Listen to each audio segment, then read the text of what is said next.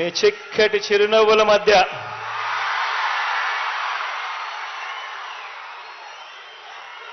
ఈ చెరగని ప్రేమానురాగాల మధ్య దేవుడి దయతో ప్రజలందరి చల్లని దీవెనలతో ఈరోజు మరో మంచి కార్యక్రమం ఇవాళ ఇక్కడ పామరు నుంచి చేస్తా ఉన్నాం. ఈ కార్యక్రమానికి ఇక్కడికి వచ్చిన ప్రతి అక్కకు, ప్రతి చెల్లెమ్మకు, ప్రతి అవ్వకు, ప్రతి తాతకు, ప్రతి సోదరుడికి, ప్రతి స్నేహితుడికి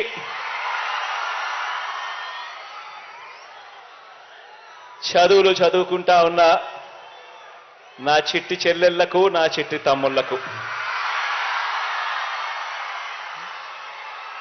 అందరికీ కూడా ముందుగా రెండు చేతులు జోడించి పేరు పేరున హృదయపూర్వకంగా కృతజ్ఞత తెలుపుకుంటా ఉన్నాను.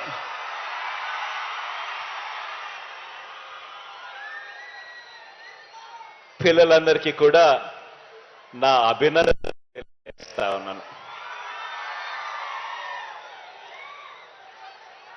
ఈరోజు మనం చేసే ఈ మంచి కార్యక్రమం ఇది తరతరాల పేదరికం సంఖ్యలను తెంపేసి చదువులనే సంపదతో పెద్ద చదువుల పునాదుల మీద ఆకాశమే హద్దుగా పేదింత పిల్లలు ఎదిగేందుకు ఉపయోగపడే ఒక గొప్ప కార్యక్రమం ఈరోజు ఇక్కడ పామరు నుంచి జరుగుతూ ఉంది. పెద్ద చదువులు చదువుకుంటా ఉన్న పేరింటి పిల్లల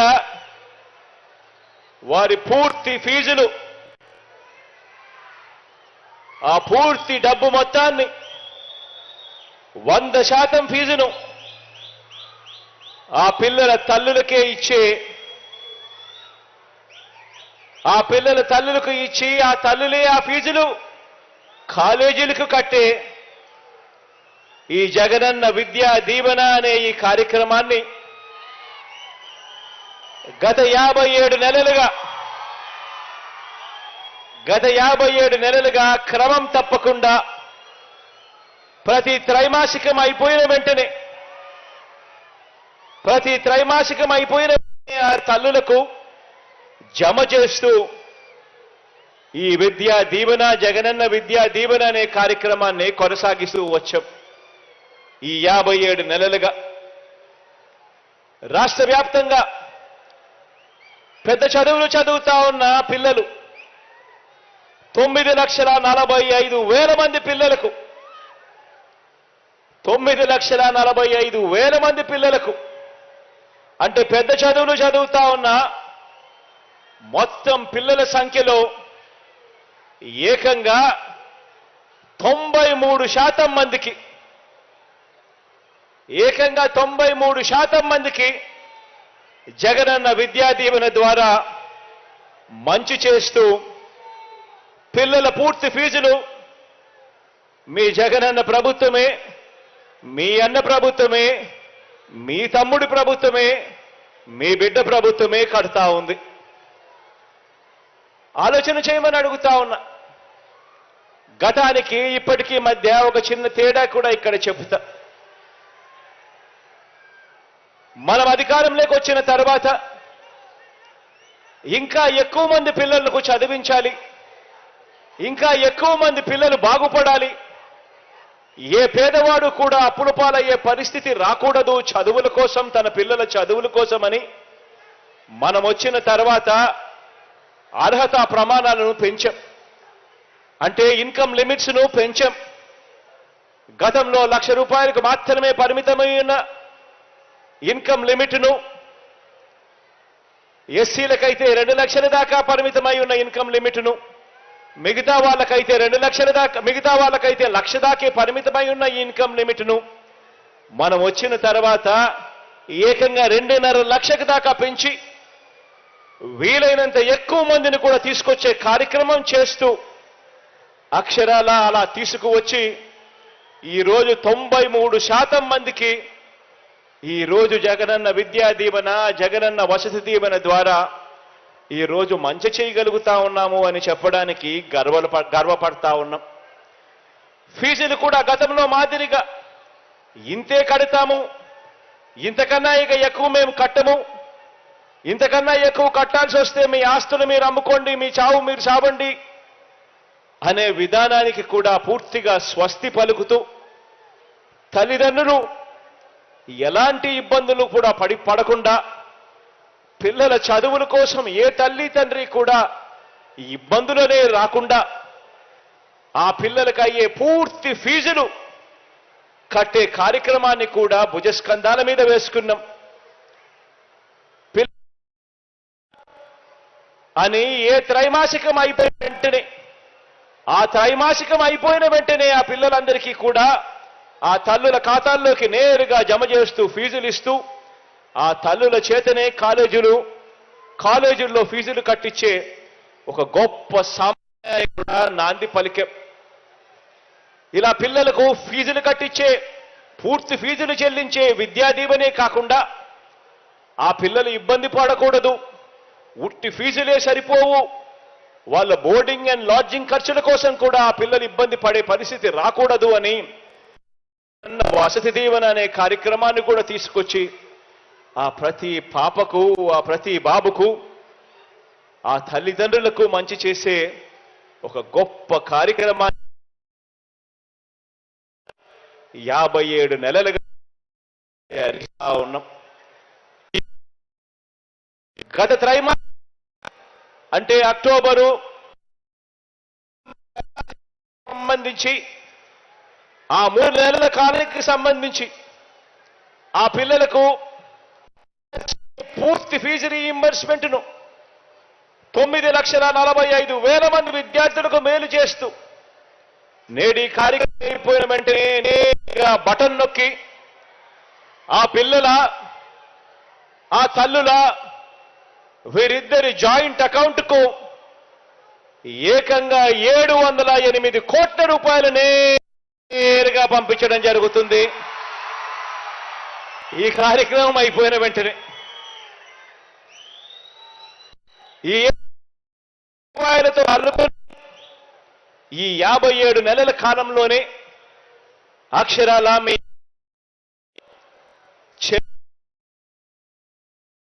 ఫీజుల మొత్తాన్నే తీసుకుంటే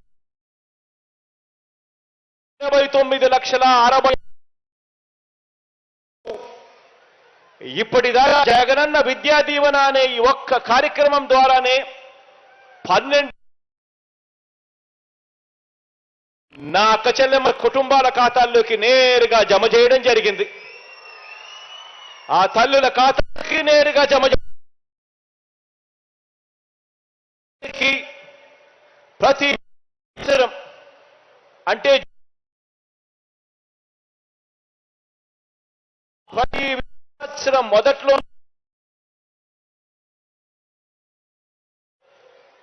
ప్రతి ఏప్రిల్లోనూ ఒక వాయిదా మనం ఇస్తూ వస్తున్న జగనన్న వసతి దీవెన ద్వారా భోజన వసతి ఖర్చుల కోసం చెల్లించిన మొత్తం మరో 4,275 కోట్ల రూపాయలు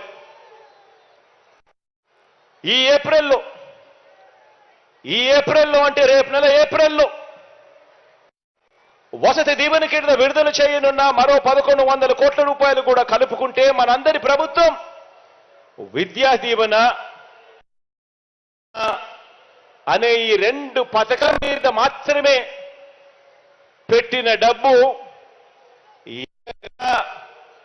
18,000 కోట్ల ఇస్తా ఉన్నా.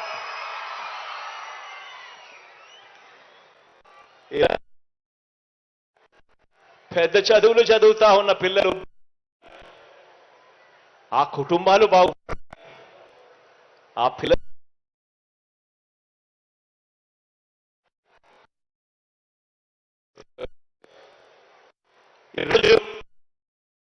అందరి ప్రభుత్వం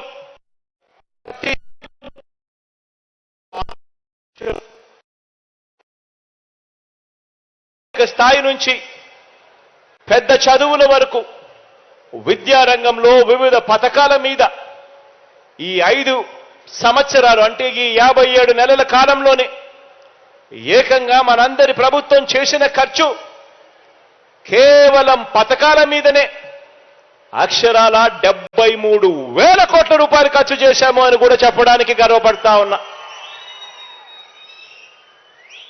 ఈ 73,000 కోట్లు గవర్నమెంట్ రంగంలో ఉన్న టీచర్లకు ఇచ్చే జీతాలు కాదు. ఈ జీతాలు భత్యాలు కాక కేవలం పిల్లల చదువులు బాగుపడాలి అని కేవలం పథకాల మీద మాత్రమే ఖర్చు చేసిన సొమ్ము ఈ 57 నెలల కాలంలో అక్షరాల 73,000 కోట్ల రూపాయలని చెప్పడానికి గర్వపడతా ఉన్నా. ఇది పేద మధ్యతరగతి కుటుంబాల మెరుగైన జీవితాల కోసం మనం చేసిన హ్యూమన్ క్యాపిటల్ ఇన్వెస్ట్మెంట్. ఇది పిల్లలు బాగుండాలి, భావితరాలు బాగుండాలి, పేదరికం నుంచి భవిష్యత్తులో వాళ్ళు బయటికి రావాలి అని అంటే ఇదొక్కటే అస్త్రం అని చెప్పి నమ్మి గట్టిగా పిల్లల మీద ఇన్వెస్ట్ చేస్తా ఉన్నాం.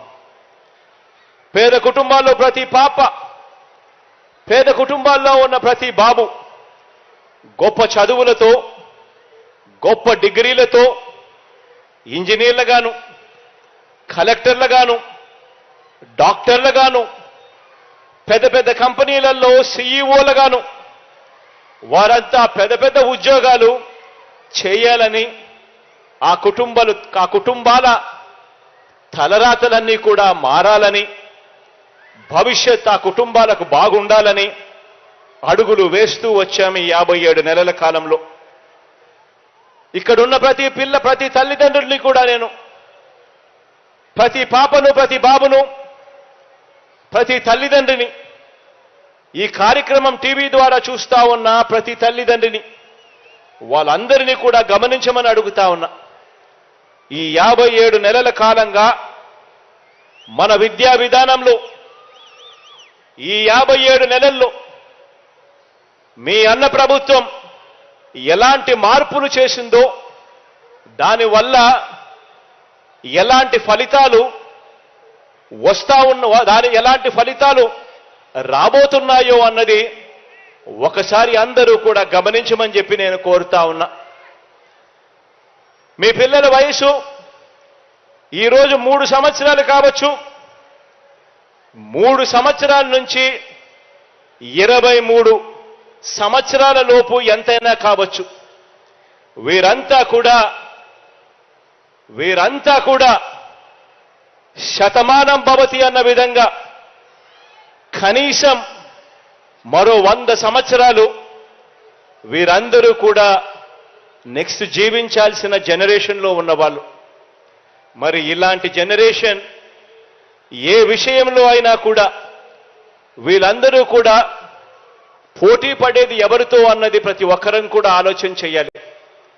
ఈ రోజున్న ఈ జనరేషన్ పోటీ పడేది రాబోయే రోజుల్లో ఈ గ్రామం ఆ గ్రామం కాదు, ఈ రాష్ట్రం ఆ రాష్ట్రం కాదు, మన పిల్లలు దేశంతో కాదు పోటీ పడేది, రేపొద్దున వీళ్ళు పోటీ పడేది ప్రపంచంతో పోటీ పడతారు అన్నది మనం అందరం కూడా జ్ఞాపకంలో పెట్టుకోవాలి. ఎందుకంటే అందరం కూడా ఆలోచన చేయాలి. గత 30 సంవత్సరాలు మనం తీసుకుంటే, గత 30 సంవత్సరాల కిందటికి ఇప్పటికీ గమనిస్తే వస్తువులైనా, సేవలైనా, టెక్నాలజీ అయినా కూడా ఇవన్నీ కూడా గత 30 సంవత్సరాలలో ఎంతగా మారిపోయాయో, ఎంతగా మారుతూ వస్తా ఉన్నాయో ఇవన్నీ కూడా మనమంతా కూడా చూస్తా ఉన్నాం.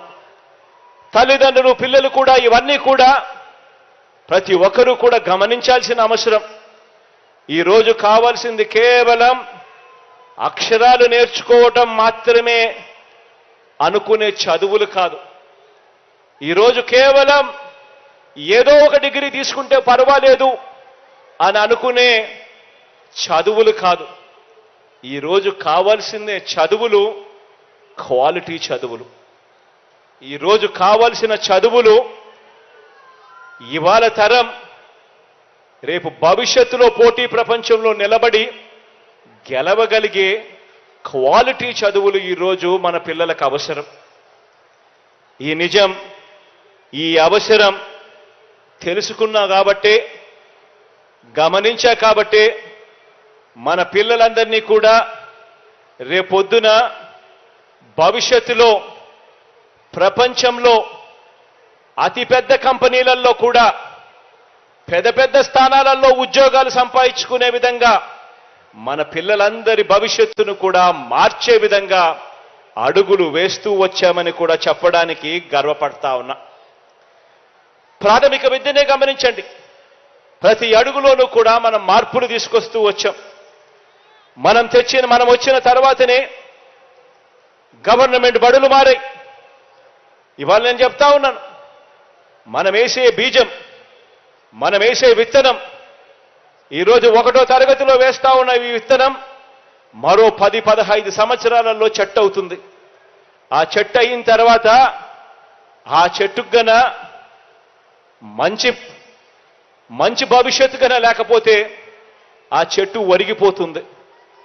అలాంటి భవిష్యత్తు కాకుండా ఆ పిల్లలు పోటీ ప్రపంచంలో ఎదగాలి, పెరగాలి.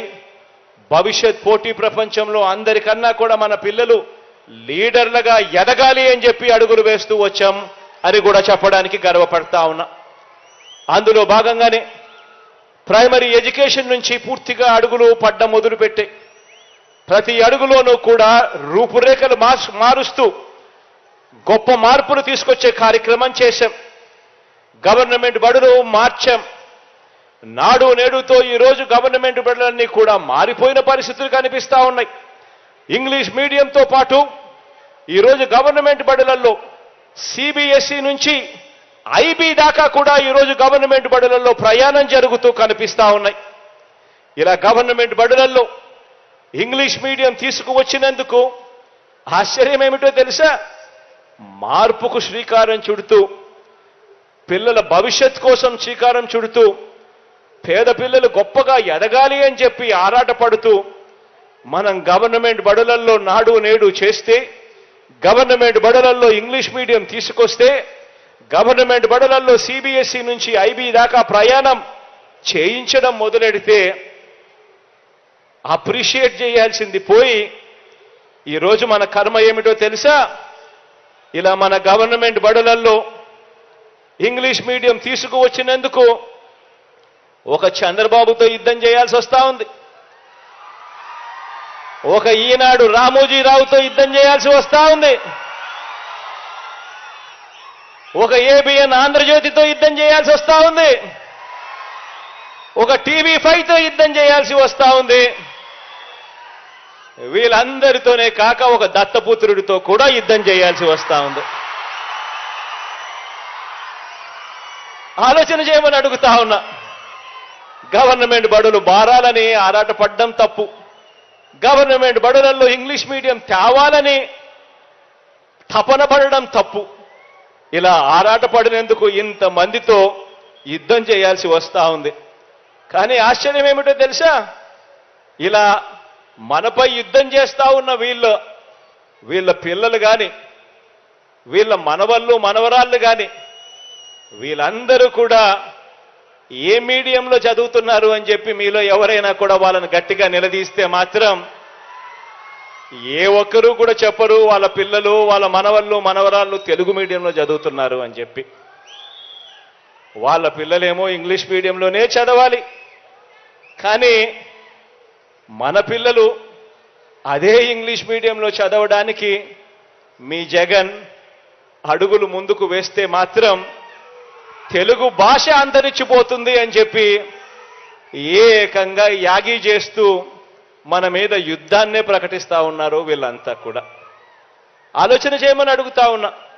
నేను చెప్తా ఉన్న ప్రతి మాట కూడా ఆలోచన చేయమని కోరుతా ఉన్నా.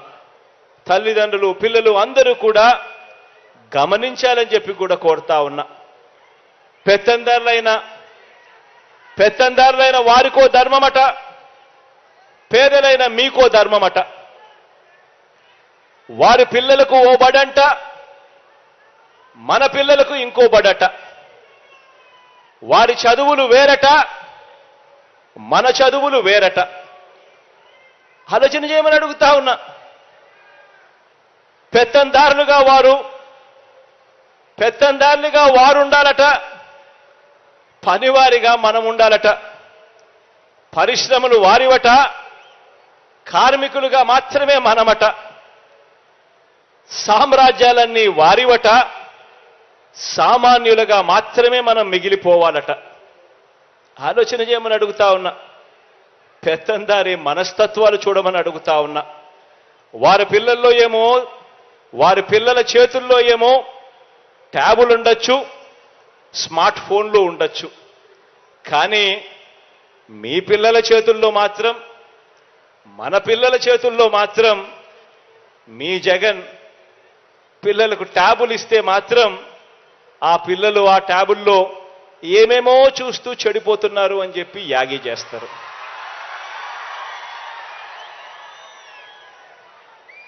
ఆలోచన చేయమని అడుగుతా ఉన్నా.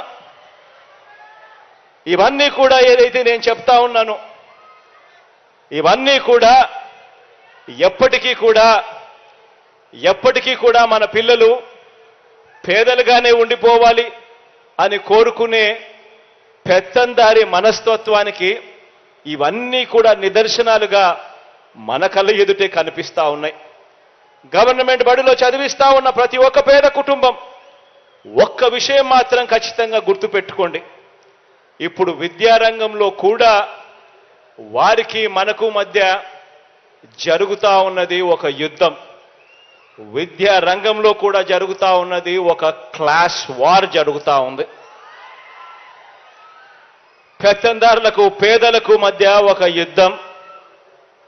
డబ్బులున్న వాళ్లకు ఒక చదువులు, డబ్బులు లేని వాళ్లకు మరో చదువులుగా జరుగుతా ఉన్న యుద్ధం. ఈ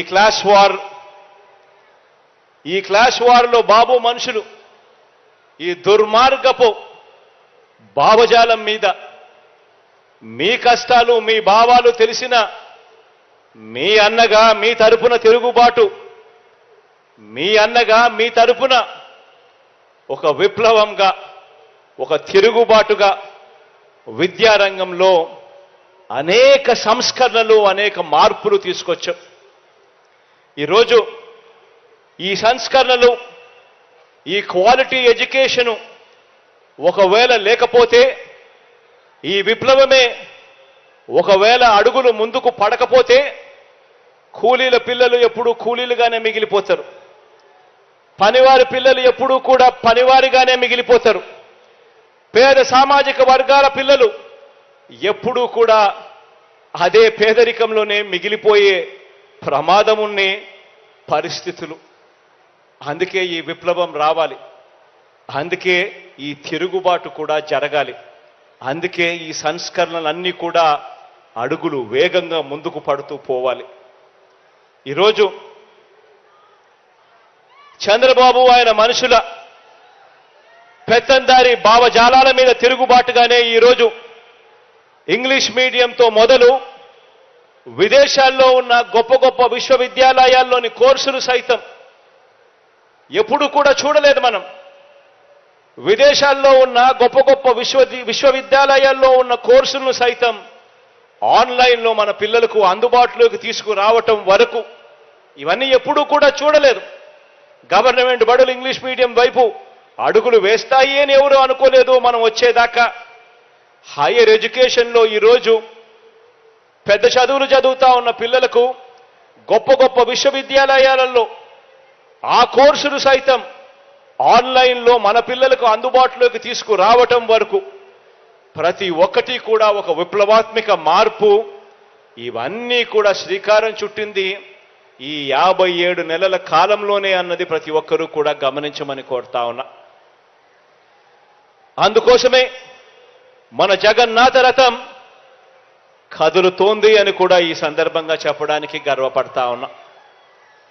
అందులో భాగంగానే గమనించమని అడుగుతా ఉన్నా. ఇప్పుడు నేను చెప్పే ఈ విషయాలన్నీ కూడా గమనించమని అడుగుతా ఉన్నా.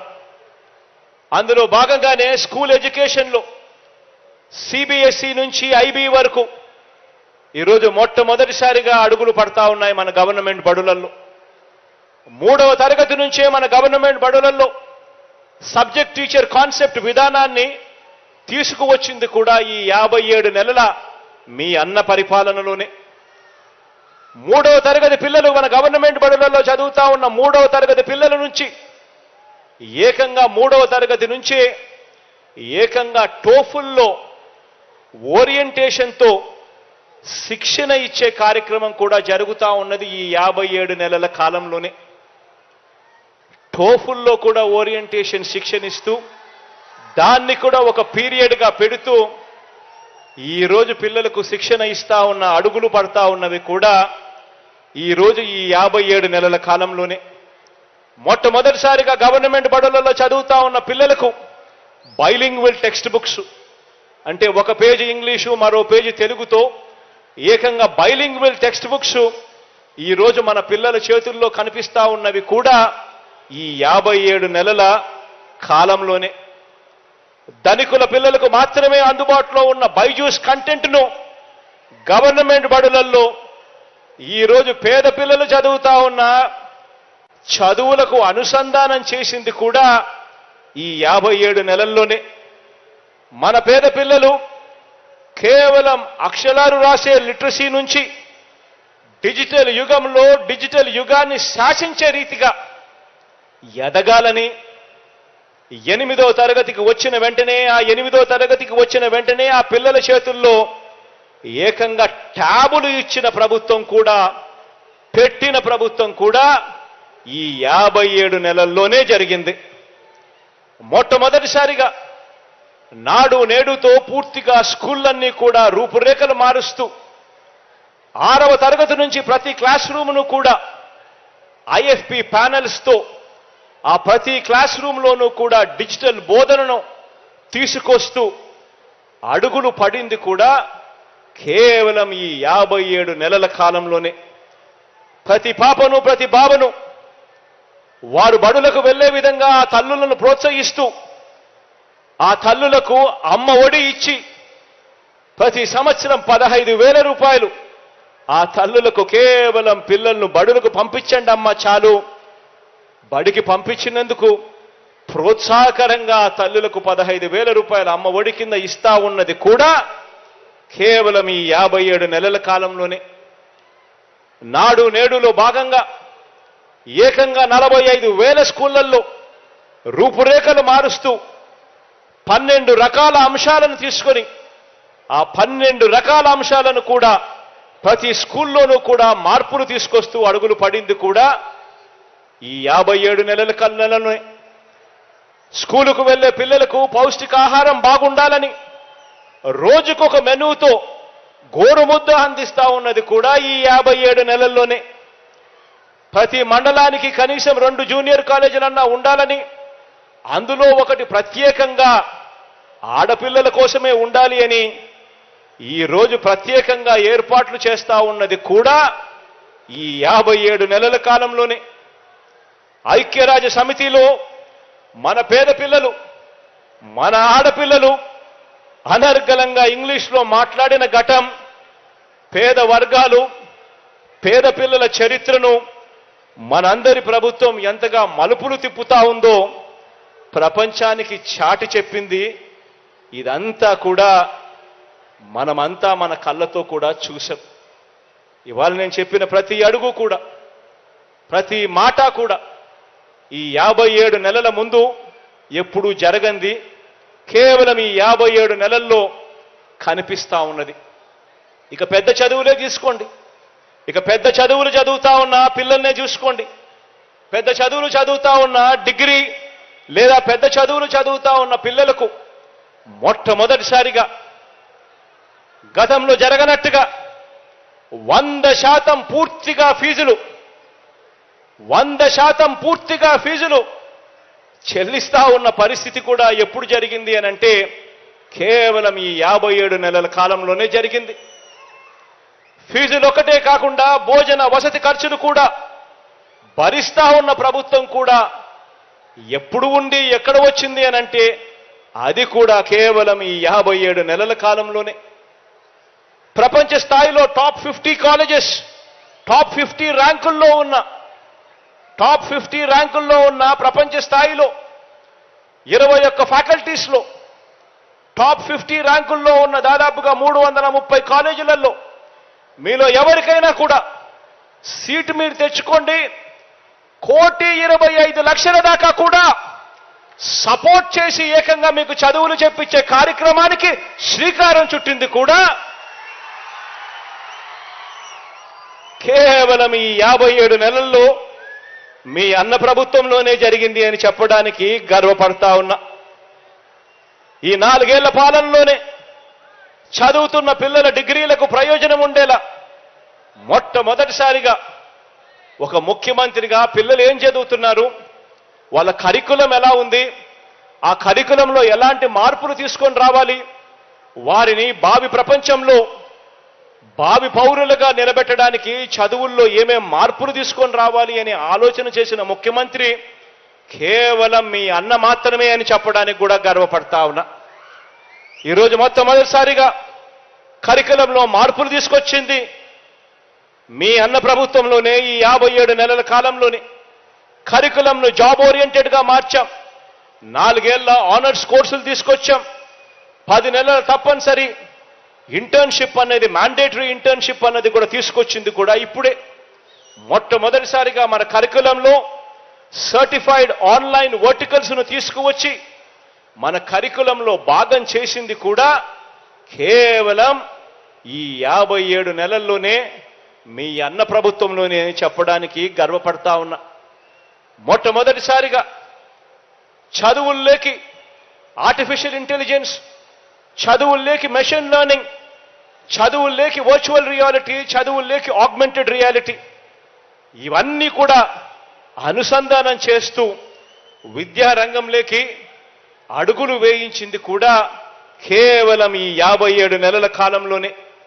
ఇక్కడ మన కాలేజీల్లో డిగ్రీ చదవటం వల్ల, ఈ చదువుల వల్ల మనం డిగ్రీలు ఇక్కడ పూర్తి చేస్తా ఉన్నాం. కానీ ఈ డిగ్రీల వల్ల దేశీయంగా కానీ విదేశీయంగా కూడా మనకు మెరుగైన ఉద్యోగ అవకాశాలు రాక ఇబ్బందులు పడే పరిస్థితి ఉండకూడదని, అలా పరిస్థితి ఎందుకు ఉంది, అక్కడ ఉన్నదేమిటి ఇక్కడ లేనిదేమిటి అని ఆలోచన చేసి అక్కడ సబ్జెక్ట్స్లో ఉన్న వర్టికల్స్ను ఇక్కడ కూడా ఉండేట్టుగా ఆన్లైన్లో అవన్నీ కూడా మన పిల్లలకు మన కరికులంలో అవన్నీ కూడా అవైలబుల్గా తీసుకొచ్చే కార్యక్రమానికి అడుగులు వేసింది కూడా కేవలం ఈ 57 నెలల్లోనే అని చెప్పడానికి గర్వపడతా ఉన్నా మీ అన్న ప్రభుత్వంలో. మొట్టమొదటిసారిగా ఈరోజు మన చదువుల్లో ఈరోజు కరికులంలో భాగంగా మన సబ్జెక్ట్ వర్టికల్స్లో భాగంగా ఏకంగా ఎంఐటి నుంచి ఆర్టిఫిషియల్ ఇంటెలిజెన్స్, పెన్సిల్వేనియా యూనివర్సిటీ నుంచి రోబోటిక్స్, మేరీల్యాండ్ యూనివర్సిటీ నుంచి virtual building designs, London school of economics నుంచి ఇంటెలెక్చువల్ కమ్యూనికేషన్,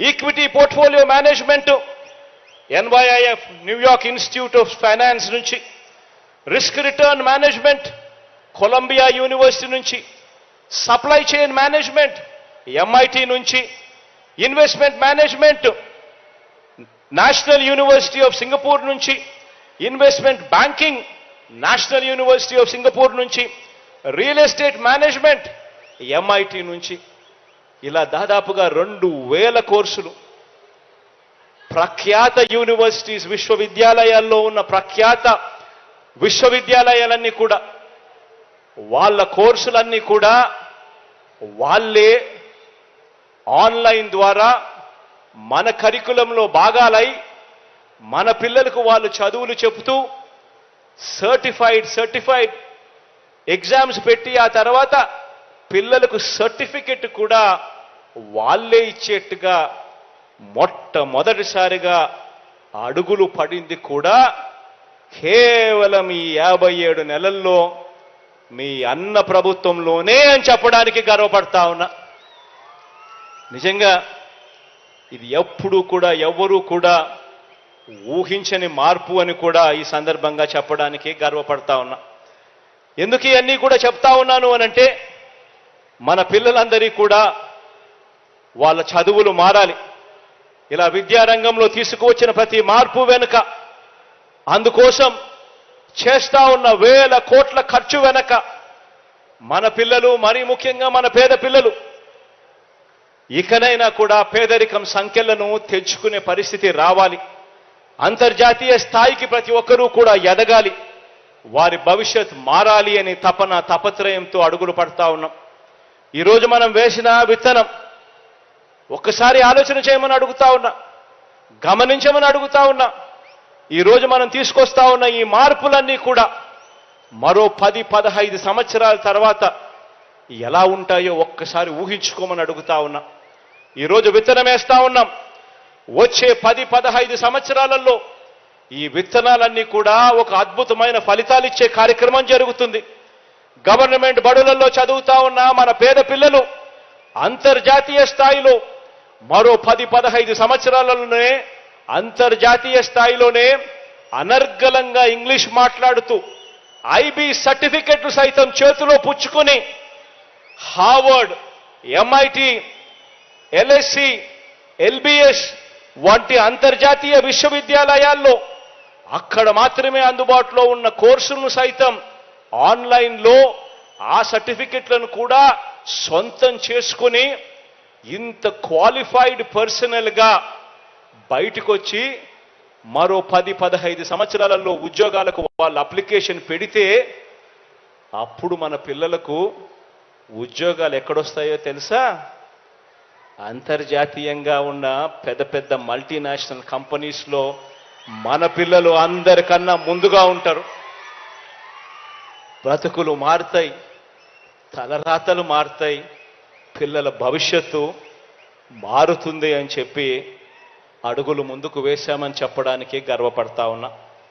ఆలోచన చేయమని అడుగుతా ఉన్నా. ఈ రాష్ట్రంలోని ప్రతి పేద పిల్లాడికి, ప్రతి పాపకు ఆ తల్లిదండ్రులు అందరూ కూడా ఆలోచన చేయమని అడుగుతా ఉన్నా.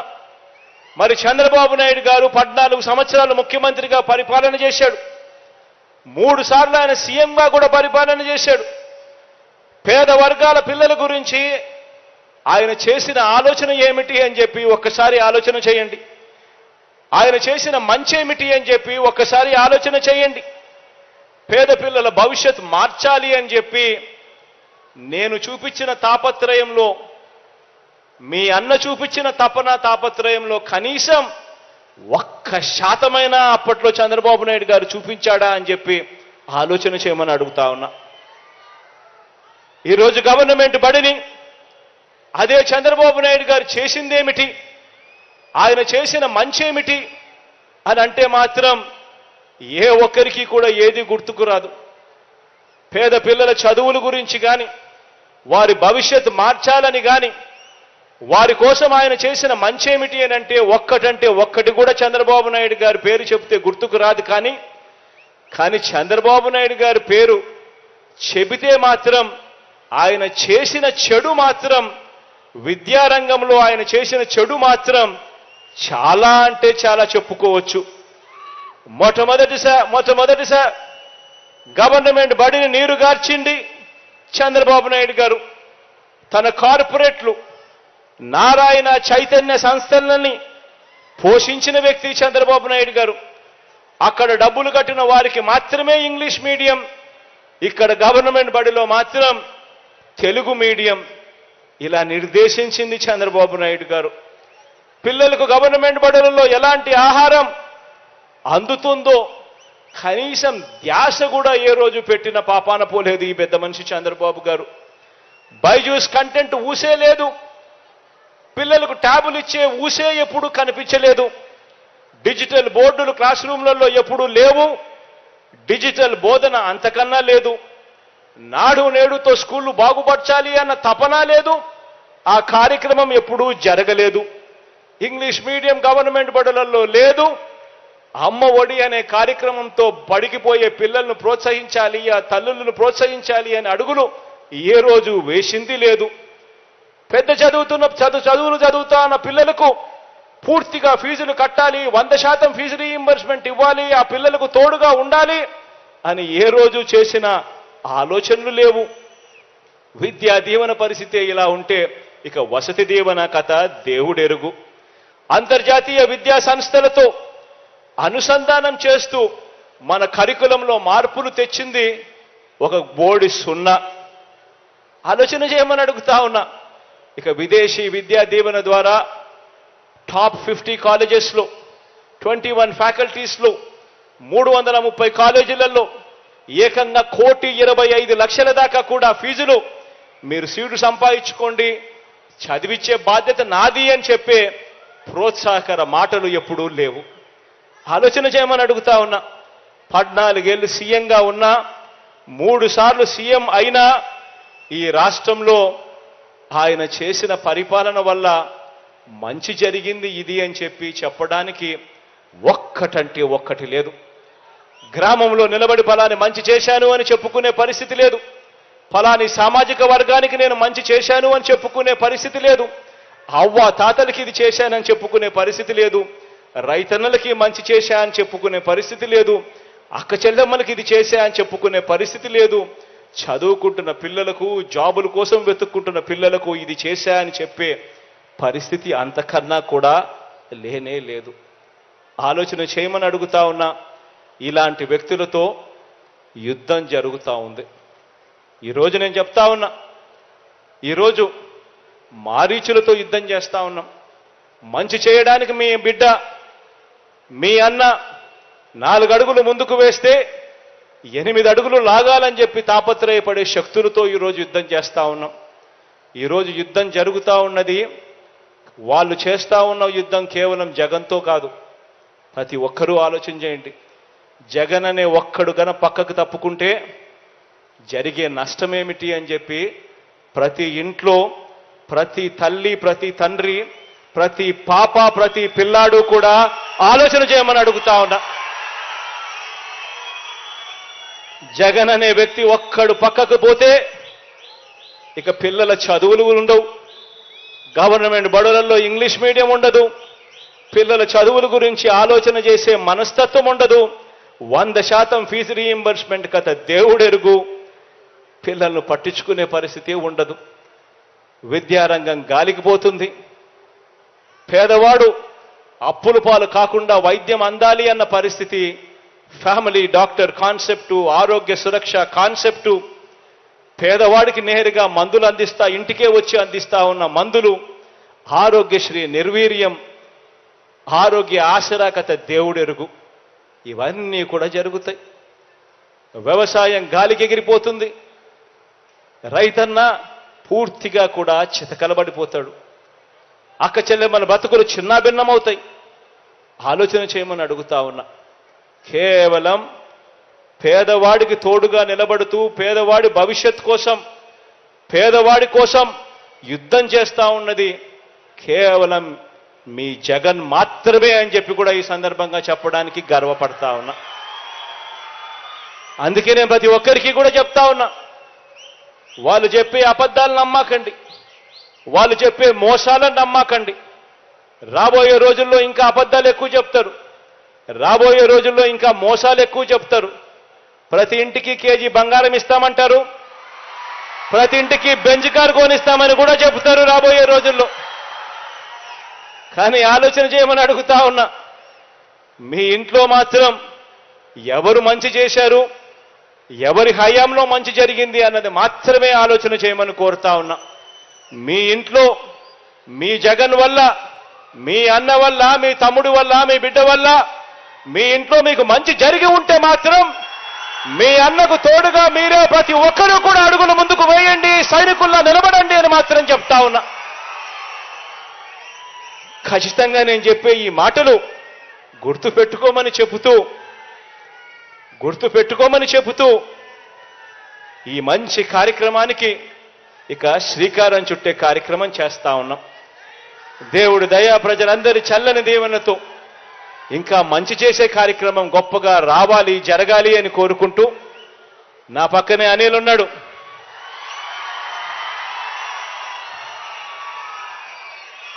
నిజంగా అనిల్ను చూసినప్పుడల్లా నాకు అనిపిస్తుంది, అనిల్ మాదిరిగా ప్రతి ఎమ్మెల్యే కూడా ఉంటే మాత్రం ప్రతి నియోజకవర్గానికి మంచి జరుగుతుంది.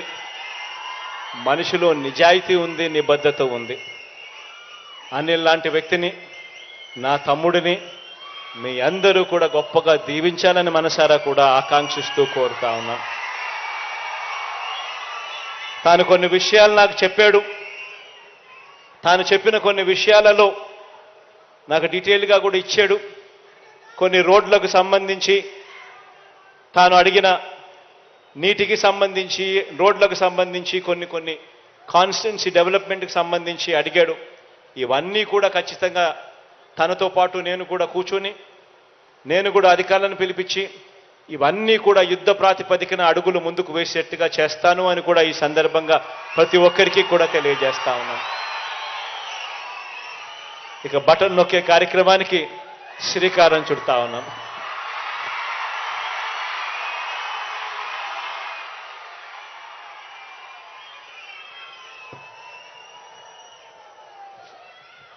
ధన్యవాదాలు సార్.